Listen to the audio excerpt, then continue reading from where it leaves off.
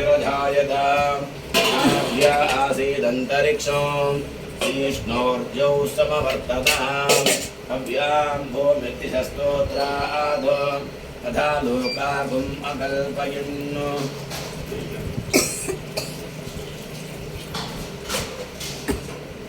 वेदाहमेतं पुरुषं महान्तम्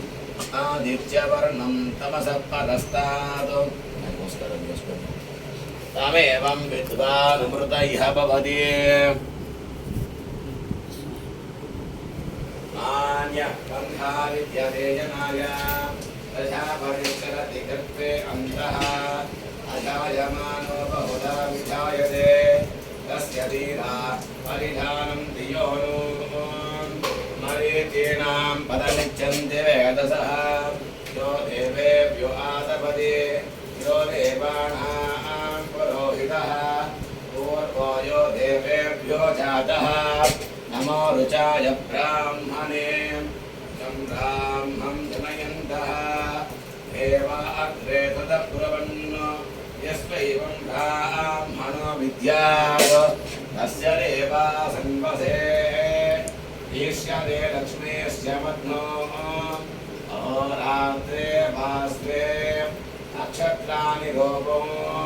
अस्मिनो व्याप्तो इष्टं मनीषाणाम् अमं मनीषाणां सर्वं मनीषाणां संयोरावृणीमहे धातुं यज्ञाय धातुं यज्ञपदये दैवी स्वस्तिरस्तु नः स्वस्ति मानुषेभ्यः बोध्वञ्चगातु भेषजो शन्नो अस्तु द्विपदे शन्धदुष्पदे ॐ शान्ति शान्ति शान्तिः ॐ हिरण्यवर्णां हरिणीं सुवर्णरजतस्रजां चन्द्रां हिरण्मयीं लक्ष्मीं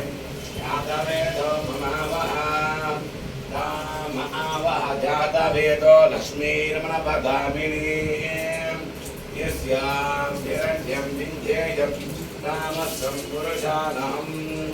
अस्पूर्वां प्रथमध्यां मस्तिनादप्रबोधिनीं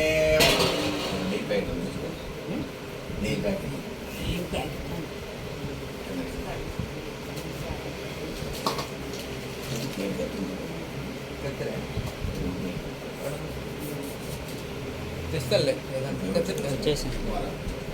ఇంకా ఏమన్నా ప్యాకెట్లు కట్టించేదానికి ఉంటుంది కదా తీసుకో పసుపు अस्पूर्वां प्रथमध्यां मस्तिनादप्रबोधिनीं श्रियं देवीमुपक्वये श्रीर्मा देवी द्विषदां तां सोऽस्मितां हिरण्यप्राकारां मात्राध्वगन्धे तृप्तां तर्पयन्ते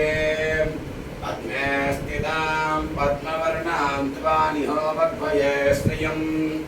चन्द्रां प्रभासां यशसा ज्वलन्तीं श्रियं लोके देवदुष्टामुदारा